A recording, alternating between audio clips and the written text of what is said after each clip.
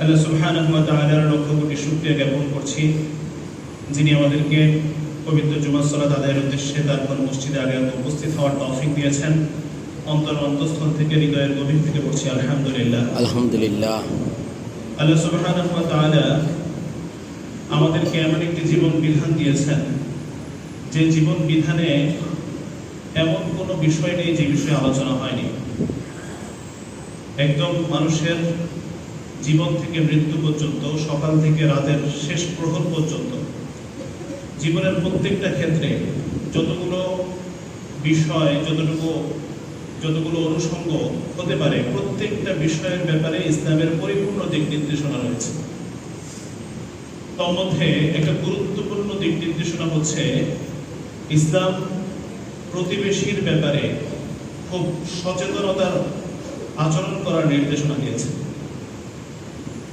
রাসূলুল্লাহ সাল্লাল্লাহু আলাইহি ওয়াসাল্লাম তিনি এভাবে অন্য কোনো বিষয়গুলোর ক্ষেত্রে এতটা কঠোরভাবে বা এতটা জোরালোভাবে তিনি কখনো বলেননি, যেমনটা বলেছেন প্রতিবেশীর ক্ষেত্রে।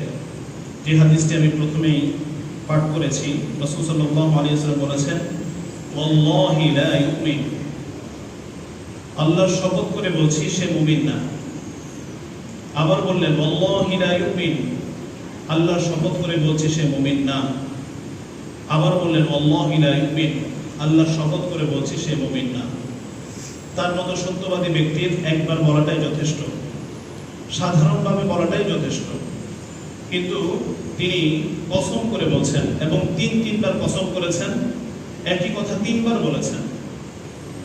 এত জোরালোভাবে বলার কারণে সাহাবা ইকরাম কিছুটা আতঙ্কিত হয়ে গেলেন যে কি বলছেন তিনি, এত কঠিন কার ব্যাপারে বলা হচ্ছে যে সে মুমিন না, সে মুমিন না, সে মুমিন না, আল্লাহ শপথ করে বলছে। সাহাবা ইকরাম জিজ্ঞাসা করলেন, ইয়া রাসূলুল্লাহ, সে কে?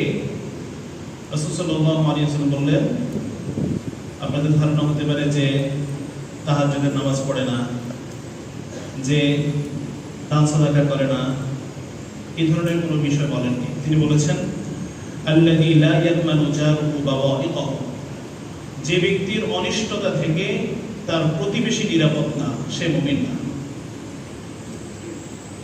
এটা রাসূলুল্লাহ সাল্লাল্লাহু আলাইহি ওয়াসাল্লাম বলেছেন যে কোনো ব্যক্তির অনিষ্টতা থেকে, ক্ষতি থেকে, তার যন্ত্রণা থেকে যদি তার প্রতিবেশী নিরাপদ না হয়, তাহলে সে মুমিনই না,